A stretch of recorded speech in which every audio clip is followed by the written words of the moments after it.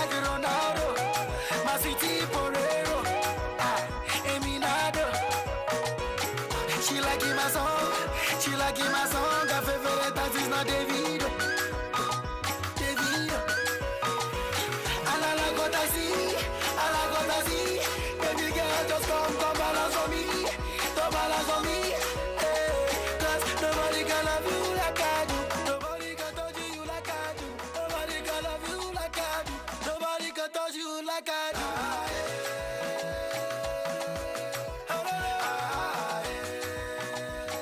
Cause you want my love,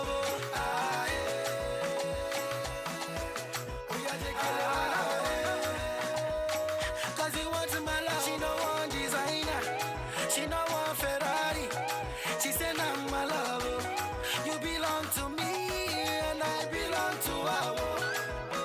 Oh baby, you go kill somebody. They say love is blind, but I did see her for your eyes. For your eyes. They say love is blind, but I did see her for your eyes. Your eyes. The baddest, baby girl, you the baddest. Oh yeah, shake your assets, make him man no go forget. Emergency, baby you cause emergency, baby you lose emergency, baby you my let's dance. Oh yeah, press on and dance. Oh yeah, let down and dance. Oh yeah, let down and dance. Oh yeah, press on and dance. Cause nobody can love you like I do. Nobody can touch you like I do. Nobody can love you like I do. Nobody can touch you like I do.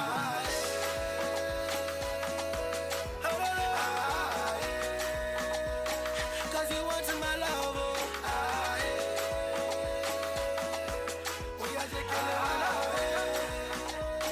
Cause you want my love. She no one designer, she no one Ferrari.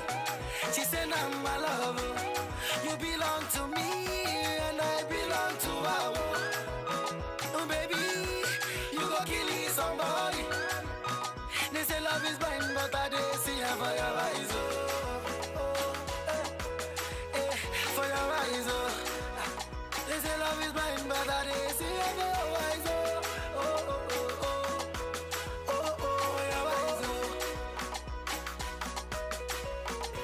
T-Spice, OPO, Baddest. It's all about love, baby.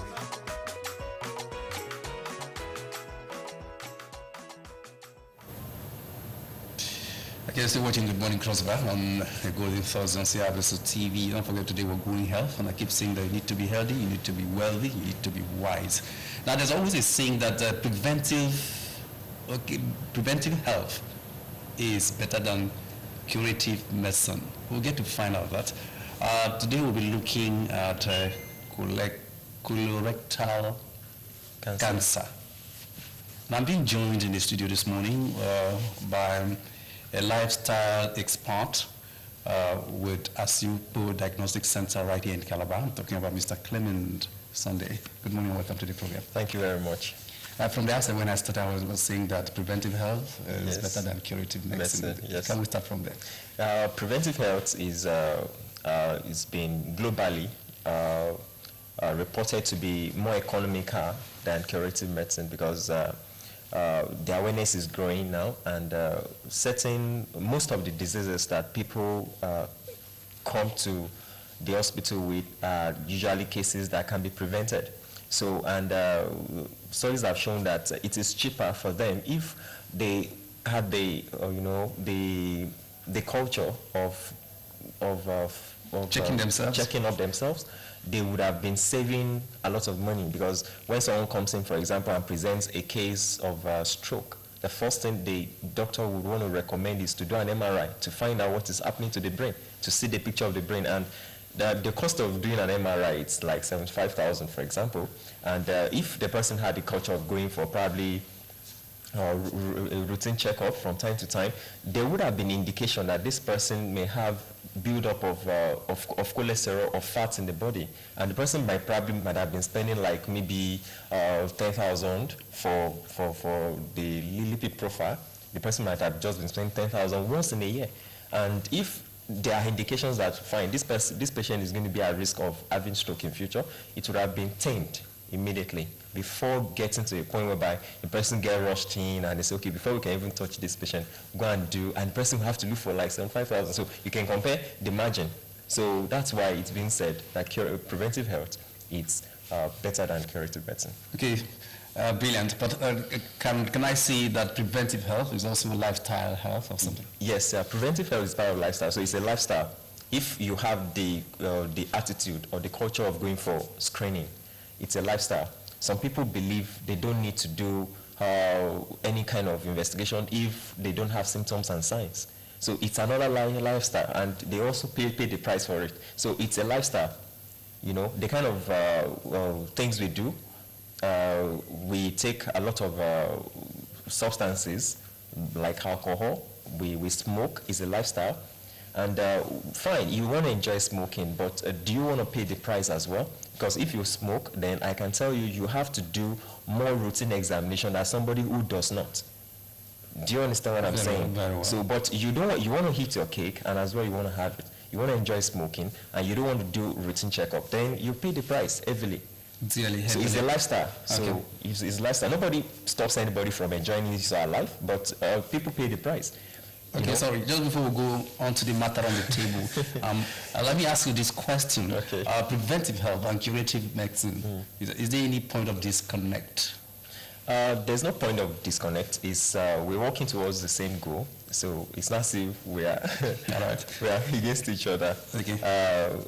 The preventive health, you know, it helps even doctors. You know, doctors are encouraging people to take proper attention, to pay more attention to their health, you know, than for them to, you know, because around here in Africa, we are considered to have the lowest lifespan expectancy in Africa. And the reason is because of our attitude towards our health. So preventive health, it's into kind of research, you know, find out what people are eating that is causing problem, people paying attention to their diet. You know, you ask someone in the morning and say, Madam, what did you eat this morning? And say, okay, I had so food. What actually did you benefit from this food? The madam is saying, no, I just had food and I felt okay. So people need to understand why they eat food. Is it because they just want to get filled to satisfy their hunger, or because they feel there's a particular nutrient? And that's what lifestyle is trying to create, lifestyle medicine is trying to create. By educating people what and what you need certain nutrients, what kind of food will you be eating per time in order to have this kind of satisfaction to fulfill whatever it is that is required by the body. So, like for example, we're talking of cancer. We're talking of cancer. Cancer can be prevented. It can be prevented. Like almost all cancer cases can be prevented. But people eventually still have the cancer. What is causing it? So it is very good, and we work together. Preventive health work in conjunction with curative medicine. Well, thank you very much. Let's get to the matter of the moment. We're looking at colorectal cancer. That's cancer of the colon. Yes. Can we have a background to that? Yes. Colorectal cancer is, I'm going to start by describing it this way. Every human being has a tube connecting the mouth to the anus. You know what the anus is? So a tube connects the mouth to the anus. So whatever goes into the mouth comes out at the anus, through the anus. Now, at every point in time, there are sections. Now, the first section is the esophagus, which connects the mouth to the stomach. So where you get the stomach, that same tube gets a little bit dilated. It forms like kind of container. So, and that's where food is stored temporarily. Then it moves down into another part, which is called the small intestine. Now, after a while, it goes down there, then it branches out a little more into a bigger tube. That bigger tube is what we call the colon. And we have mainly 4 sections of the colon. Now, we have the ascending colon, we have the transverse colon, we have the descending colon, and the sigmoid colon. Now, these 4 sections is what branches into the rectum, that now branches into the anus. Now, that is how the tube connects the mouth to the anus. Now, when someone is reported to have colorectal cancer, what it means is the person has a cancer in the colon and the rectum. The rectum. So you say colorectal cancer. Very well. Can we look at the symptoms? Now, to be sincere, fine. People present symptoms, and the fact is that some people don't even present symptoms at all.